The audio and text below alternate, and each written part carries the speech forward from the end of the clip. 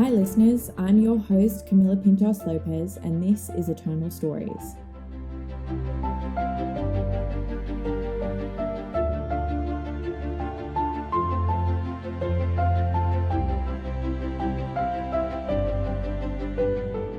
This podcast series is brought to you by Southern Metropolitan Cemeteries, New South Wales.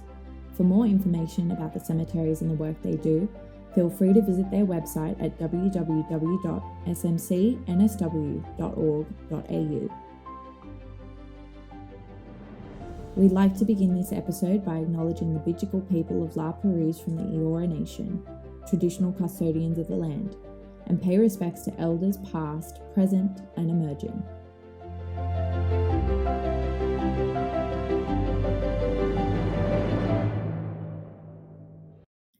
Where I left you last, Kate Leigh had managed to get away with shooting two separate men over the space of 18 months, although she couldn't escape jail time for the cocaine possession, and Tilly Devine had agreed to go back to England for a year when she was convicted of consorting. In many instances, I'm sure the people of Sydney during the 1930s would have preferred it if the story of these two women ended there. But luckily for you listeners out there, there's still plenty more of this story to tell. And I'm starting part 2 off with a bang. One aspect to Tilly's marriage that I mentioned in the first part was the domestic disputes that occurred, increasing in frequency and in violence over the years. Whilst Kate was serving her own violence on intruders in her home, Tilly had a very similar run-in with Big Jim in their Maroubra residence. In fact, maybe the similarity runs a bit closer to the way Jim killed Kate Leigh's associate, Gregory Gaffney. It was reported that on the 9th of January 1931, Jim Devine was charged at Central Police Court with the attempted murder of his wife Tilly. Apparently what had transpired in the hours before started with a heated argument between the pair and quickly devolved into Tilly running out of the house as Jim began to fire shots in her direction. Luckily for Tilly, the only damage incurred was to her left stiletto heel, while the neighbours called the police. Jim was acquitted a week later, after Tilly refused to testify. In fact, of all the numerous murder and attempted murder charges Jim racked up over the years, 4 if you include the shooting at Tilly, no charges ever stuck, with Jim so successful in his ability to claim self-defense. Still, it probably came as a welcome break to Tilly when she was told to return to England for the year. Technically, with Tilly's temporary departure from Sydney, the official Razor Gang wars had ended, but that didn't mean the criminal enterprises or personal feuds ceased. Much like the life circumstances of 1920 Sydney, with the Depression era now in full swing, and another world war only a few years away from beginning, new opportunities for criminal gang activity were presenting themselves. Kate saw one such opportunity in processing stolen goods for resale, a lucrative addition to her criminal enterprises. In 1933, she, along with 2 other men, were convicted of receiving hosiery. The charges for processing stolen goods for resale earned Kate her own deal, one very similar to Tilly's. In exchange for a suspended sentence, Kate agreed to go back to Dubbo and live with her family for a period of 2 years. Funnily enough, however, this was just one of many convictions in relation to stolen property. Only the story I'm about to tell you relates to Kate's own sticky fingers.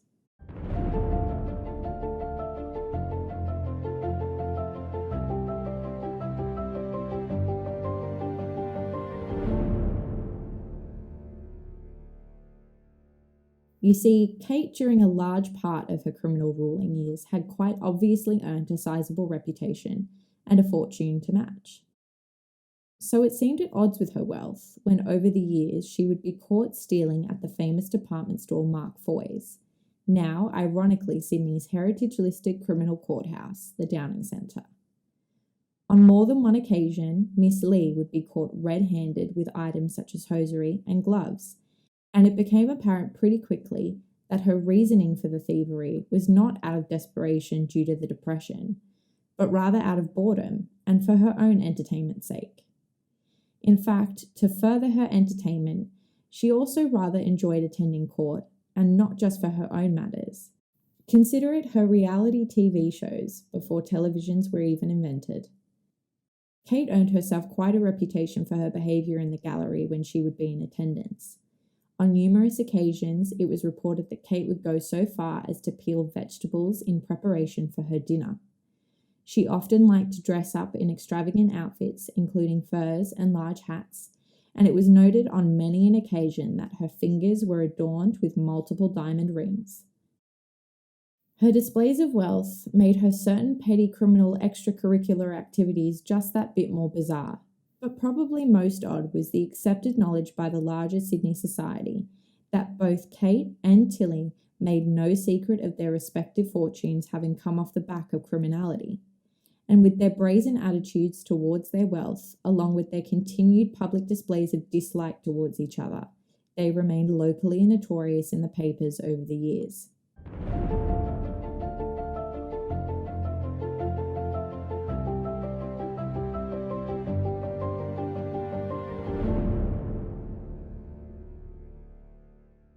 By the time World War II had begun, Kate Leigh noticed a specific shift in her ability to import cocaine. Whilst previous attempts to infiltrate the ships had been made by New South Wales Police Force, it was in fact the war that finally put a significant dent in Kate's trade and earnings. However, Tilly Devine had accrued vast real estate in relation to her business, with properties in Woolloomooloo and an increased staff of bodyguards, including a former NRL player for the Sydney Roosters at one point. Unlike Kate, Tilly was able to grasp onto new opportunities in criminal enterprises and saw an increase in desire for her brothels. During this time, her previously less affectionate nicknames had been replaced with the Queen of the Loo. She threw opulent parties whilst also providing money towards the war effort, and like Kate, developed a well-known taste for wearing extravagant diamond rings. But it was also during this period that her marriage to Big Jim began to finally unravel. Having established herself well enough and no longer in need of Jim as a bodyguard, she had reached her limit with his increasing violence towards her. The pair were divorced in August of 1943, with Tilly citing grounds of cruelty.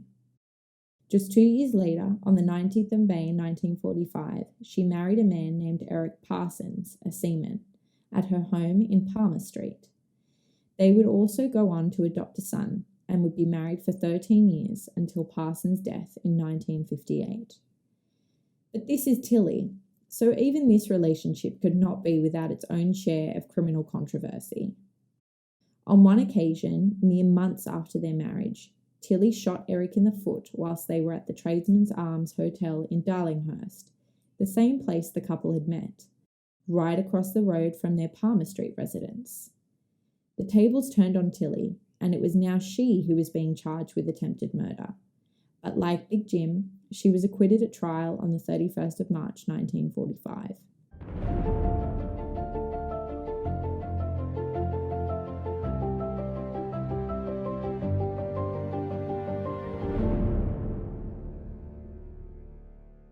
In 1948, Kate's second husband, although by this point divorced, would return to live with Kate in Surrey Hills until his death. He is also buried at ESMP. Kate would go on to marry again in 1950. She flew to Western Australia and married her former husband's armed robbery partner Ernest Shiner Ryan on January the 15th in Fremantle. The couple returned to Sydney, where Kate continued her business as usual, but after various arguments about Shiner missing his home in Western Australia, he left Kate and returned to Fremantle. It is known that even though still in charge of her criminal operations, Tilly travelled to England in 1953, visiting London to see the coronation procession of Queen Elizabeth II. And even though she continued to spread her wealth lavishly, she was still in court on numerous occasions over the years, quite possibly a sign that she had grown accustomed to both the perks and the pitfalls of her business decisions. Kate's lavish life would end shortly after. In 1954, she failed to pay approximately £6,200 in arrears of taxes and was subsequently declared bankrupt. But the final blow to Kate's empire came in 1955, when New South Wales reinstated the ability for bars and hotels to serve alcohol past 6 p.m, effectively ending her reign as a sly-grog queen and making her business model obsolete.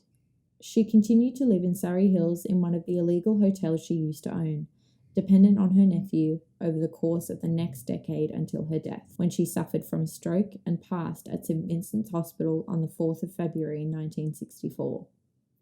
Over the course of her life, Kate earned a rap sheet of 107 convictions with 13 stints in prison. But during her heyday, she owned and operated over 30 different sly grog establishments. Survived by her only daughter, she was buried at ESMP with Catholic rites. By various accounts, over 700 people attended her funeral, and the press at the time of her death chose to memorialize her as a provider of social services to those in need during the war, rather than focusing on her numerous and rather strong ties to organized crime.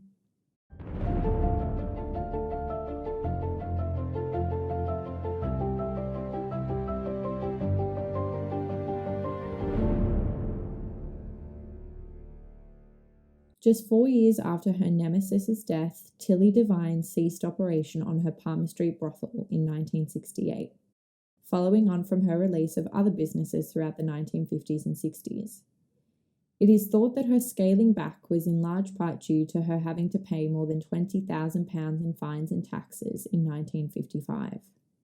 Tilly's health problems also increased. Over the last 2 decades of her life, she suffered from chronic bronchitis, finally succumbing to cancer on the 24th of November 1970.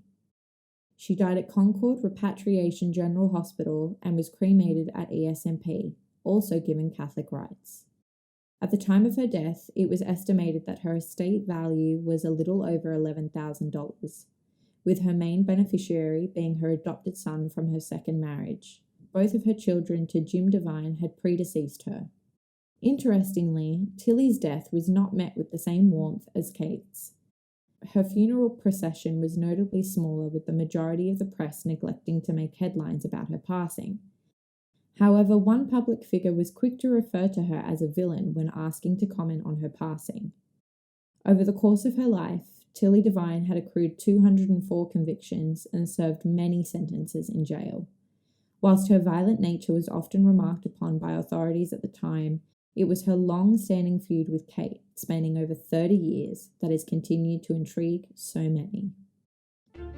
Since their deaths, both Tilly and Kate have remained notorious public figures of a long-gone era, but their prominence in Sydney's society has not been forgotten.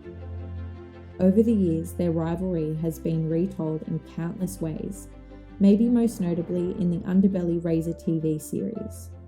A bar in the Darlinghurst area has been affectionately named Love Tilly Devine, paying homage to a figure who ruled the area, once dubbed Razorhurst, as a result of a war she part-led.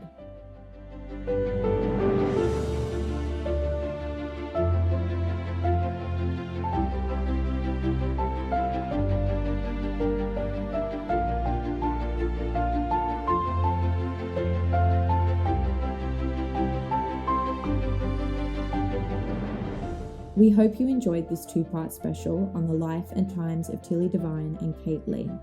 On our next episode, we'll be exploring the mystery of Arthur Stace, a Sydney legend we've come to lovingly know as Mr. Eternity, who just so happens to be buried at ESMP.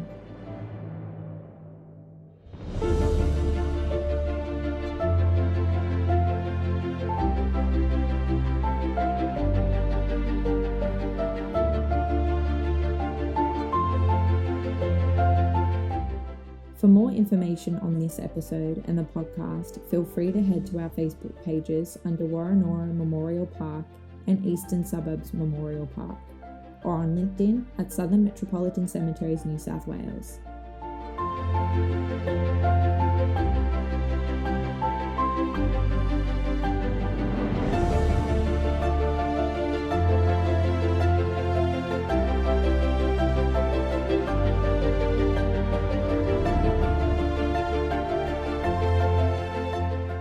Our website again is www.smcnsw.org.au.